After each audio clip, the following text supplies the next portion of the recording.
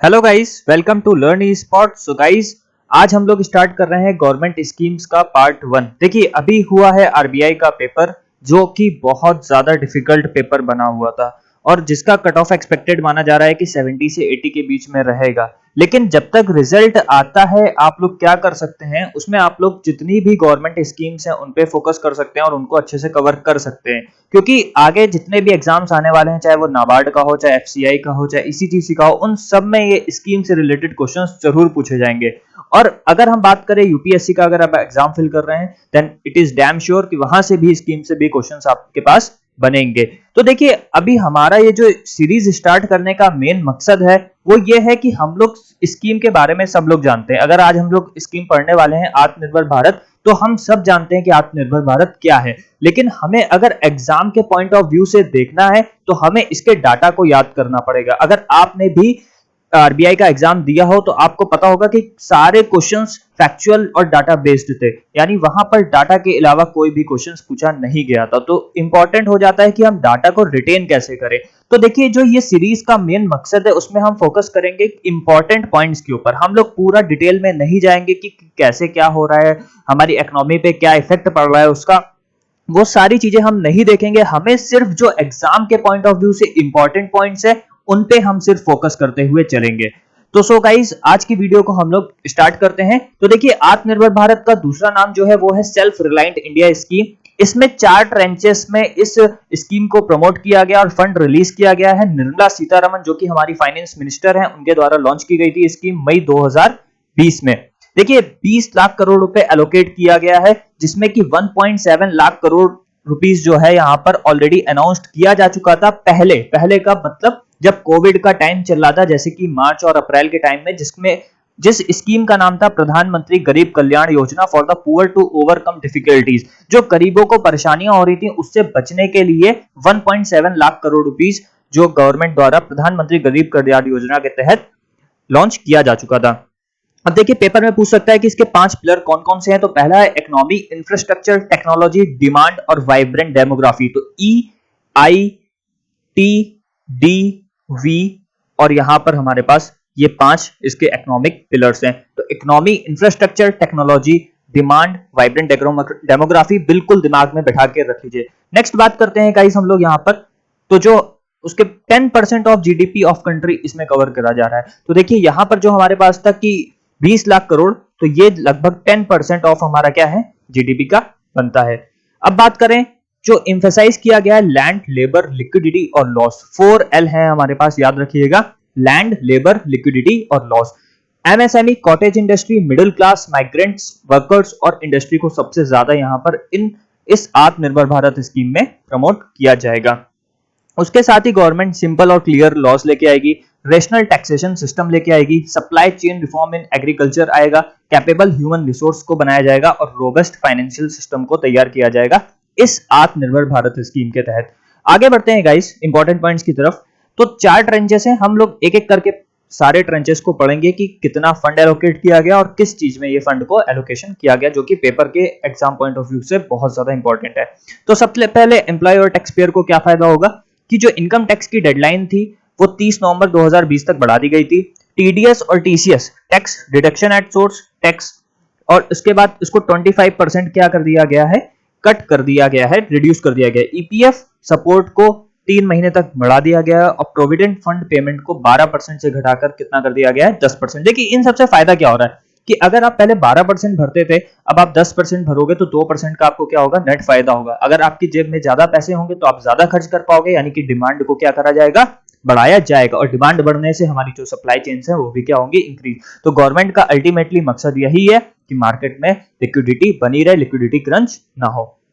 बात करते हैं एमएसएमई को क्या फायदा होगा। तो 3 लाख करोड़ रुपए का इमरजेंसी क्रेडिट लाइन प्रोवाइड कराया गया है। 20,000 करोड़ रुपए का डेप्ट रिलीफ टू 2 लाख एमएसएमईज। तो 2 लाख जो एमएसएमईज हैं उनको 20,000 करोड़ रुपए का डेप्ट रिलीफ प्रोवाइड कराया जाएगा। उसके बाद फंड ऑफ फंड्स में 50,000 करोड़ रुपए का इंफ्यूजन करेगी सरकार हमारी। Global tenders are allowed, not allowed up to 200 crore. देखिए अगर कोई कंपनी यहाँ पर किसी भी चीज का इंफ्रास्ट्रक्चर प्रोडक्ट करती है या फिर कुछ भी बिल्डिंग्स बनाती है, कुछ भी काम करती है, और अगर वो प्रोजेक्ट की लागत जो कीमत जो है वो 200 करोड़ रुपए से कम है, तो उसमें कोई भी विदेशी कंपनियां आके यहाँ पे काम नहीं कर सकती हैं। अगर वो 201 करोड़ है तो हाँ, वो विदेशी कंपनी इसमें प्रोजेक्ट में काम कर सकती है, और जितने भी फंड्स होंगे उनको विद इन 45 दिनों तक रिलीज कर दिया जाएगा। आगे बात करते हैं एनबीएफसीज को क्या फायदा होने वाला है इस ट्रेंचे 1 से। 30,000 crore special liquidity scheme provide करी जाएगी। आपके लिए देखिए याद करने के पेपर में कैसे क्वेश्चन बन सकता है कि बताइए आत्मनिर्भर भारत के ट्रेंचे 1 में लिक्विडिटी स्कीम के तहत एनबीएफसीज को कितना एलोकेशन हुआ, तो आपका आंसर होगा 30,000 करोड़ रुपीस। गवर्नमेंट 20% लॉस को बियर करेगी फर्स्ट लेंडर। अगर मान लीजिए एनबीएफसीज किसी को पैसा देती है और वो पैसा वापस नहीं दे पाता है तो गवर्नमेंट उसमें 30% तक नुकसान को बियर करेगी। डिस्कॉम्स के लिए, डिस्ट्रीब्यूशन कंपनीज जो पावर सप्लाई करती हैं, उनके लिए क्या फायदा किया गया, 90,000 करोड़ रुपीस का लिक्विडिटी इन्फ्यूजन किया जाएगा। मतलब लिक्विडिटी डाली जाएगी, क्योंकि जहां से पावर प्रोड्यूस होती है और डिस्कॉम्स ये है मान लीजिए, और ये है कस्टमर्स जो कि हम लोग जैसे मान लीजिए दिल्ली में रह रहे हैं, तो यहां से जो यहां तक बिजली जाती है इसका पैसा डिस्कॉम्स इनको नहीं दे पाती हैं, तो इसकी वजह से यहां तक इलेक्ट्रिसिटी सप्लाई नहीं हो पाती। इसी के लिए गवर्नमेंट ने 90,000 करोड़ रुपए का लिक्विडिटी इन्फ्यूजन डिस्कॉम्स में, डिस्ट्रीब्यूशन कंपनी में करने जा रही है। रियल एस्टेट में क्या हो रहा है, state duty extend registration real estate project by 6 month, 6 महीने तक बढ़ाया जाएगा, एक्सटेंड कर दिया जाएगा। ठीक है, आगे बात करते हैं गाइस हम लोग। अब जो ट्रेंचे हमारा ये 2 है, सॉरी मैं मिस कर गया, ट्रेंचे 2 है, उसमें फ्री फूड ग्रेन की बात करी गई है। खाद्य सामग्रियों के वितरण के ऊपर काफी ज्यादा फोर्स दिया गया है। 3500 करोड़ रुपए माइग्रेंट वर्कर्स को दिए जाएंगे, उनके खाद्य सामग्री में खर्च किया जाएगा जिनके पास राशन कार्ड नहीं है। तो माइग्रेंट वर्कर्स की जो सबसे बड़ी समस्या थी वो खाने की समस्या हो रही थी, इसके लिए सरकार ट्रेंचे 2 आयुष्मान भारत, सॉरी आत्मनिर्भर भारत में 3500 करोड़ रुपए क्या करेगी, इन्फ्यूज करेगी। 2 मंथ एक्सटेंशन ऑफ प्रधानमंत्री गरीब कल्याण योजना, जो 1.7 लाख करोड़ रुपए हम लोग ने पढ़ा था ना, उसमें सरकार 2 महीने का एक्सटेंशन भी दे रही है। क्रेडिट फैसिलिटीज में बात करें तो स्ट्रीट वेंडर 5,000 करोड़ रुपए का इन्फ्यूजन करा जाएगा। स्ट्रीट वेंडर्स के लिए जो ठेला लगाते हैं, रेडी लगाते हैं, उनको 10,000 रुपए तक का लोन सरकार प्रोवाइड करेगी।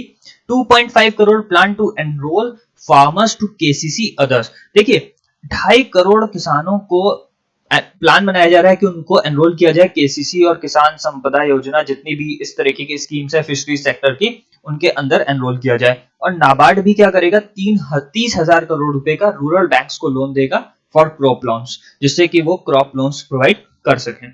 अब बात करते हैं और इसमें डाटा की, तो जितने भी सबवेंशन रिलीफ हैं, जैसे कि मुद्रा शिशु स्कीम, मुद्रा लोन लिया है और वो शिशु कैटेगरी में आता है, यानी 50,000 से कम में आता है, तो उसमें इंटरेस्ट सबवेंशन मिलेगा। अब देखिए क्वेश्चन बन सकता है ना यहाँ पे कि बताइए कि आत्मनिर्भर भारत ट्रेंचे 2 के अंदर मुद्रा योजना के तहत किस पार्ट को किया गया है कवर, तो शिशु पार्ट को कवर किया गया है। ठीक है, तरुण किशोर आप जानते हो कि शिशु तरुण किशोर होता है।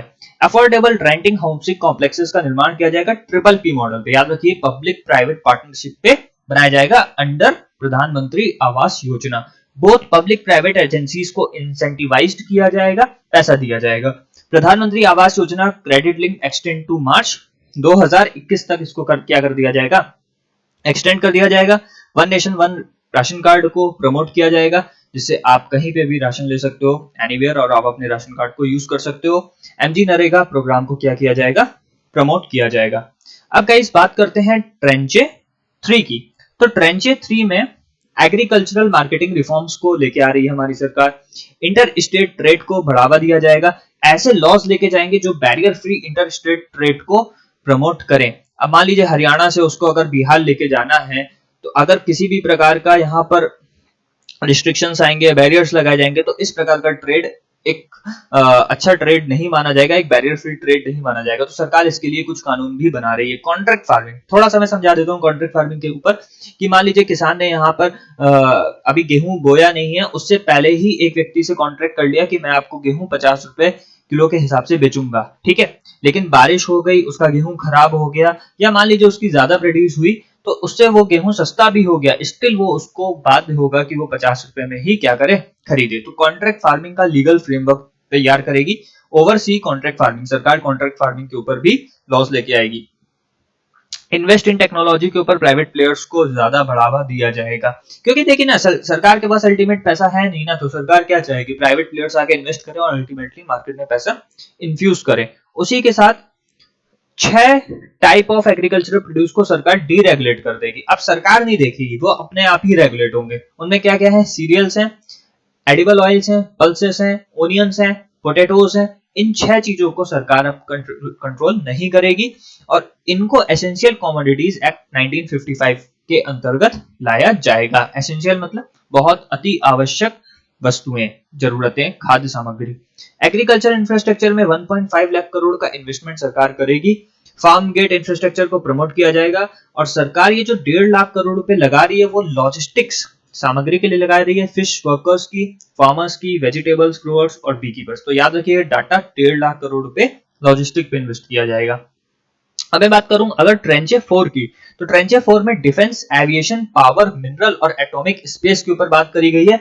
डिफेंस में क्या इंपॉर्टेंट बात है, banning import of some weapon. देखिए एक्सपोर्ट को बढ़ावा देने के लिए यहाँ पर यूएस डॉलर ज्यादा है, उसको बढ़ावा देने के लिए कुछ वेपन्स की हम जो इंपोर्ट करते हैं उसको बंद कर देंगे और सेपरेट बजट बनाया जाएगा फॉर डोमेस्टिक कैपिटल प्रोक्योरमेंट के लिए। अगर बात करें डिफेंस सेक्टर में ही, तो एफडीआई जो अंडर ऑटोमेटिक रूट के अंतर्गत आती है उसको 49% से बढ़ाकर कितना कर दिया जाएगा, 74। इंपॉर्टेंट पॉइंट है, याद रखिएगा इसको, ठीक है। मिनरल्स के अंतर्गत बात करें तो कोल के ऊपर जो मोनोपोली थी कोल इंडिया लिमिटेड की, उसको पूरी तरीके से खत्म कर दिया जाएगा। प्राइवेट प्लेयर्स पूरी तरीके से अब कोल फील्ड में भी आ सकते हैं, ठीक है। आपने केजीएफ जरूर देखी होगी, देख लीजिएगा। Introduction of commercial mining, commercial mining का इंट्रोडक्शन हो जाएगा जब प्राइवेट प्लेयर्स आएंगे हमारे। उसके बाद स्पेस में भी सरकार जियो स्पेशियल डाटा पॉलिसी को आसान बनाने जा रही है।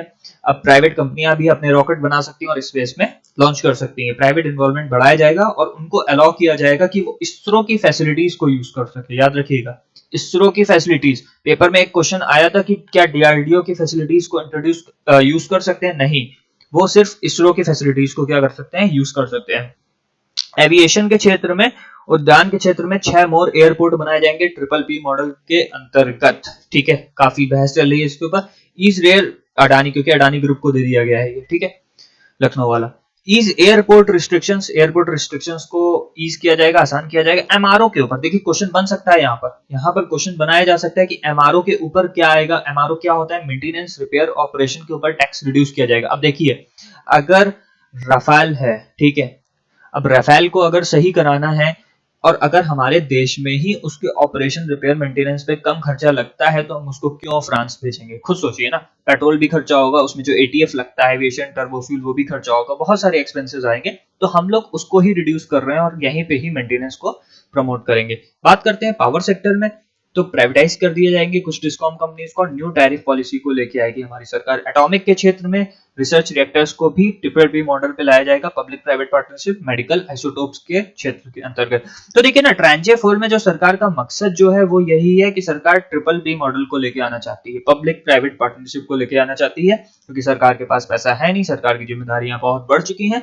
इसके तहत ही प्राइवेट प्लेयर्स को लेके आती है, पैसा लगवाती है मार्केट में और उस पैसे से जो कमाई होती है सब में क्या होती है, डिस्ट्रीब्यूट होती है। तो अल्टीमेटली ये था हमारा गाइस आत्मनिर्भर भारत स्कीम के तहत सारी चीजें।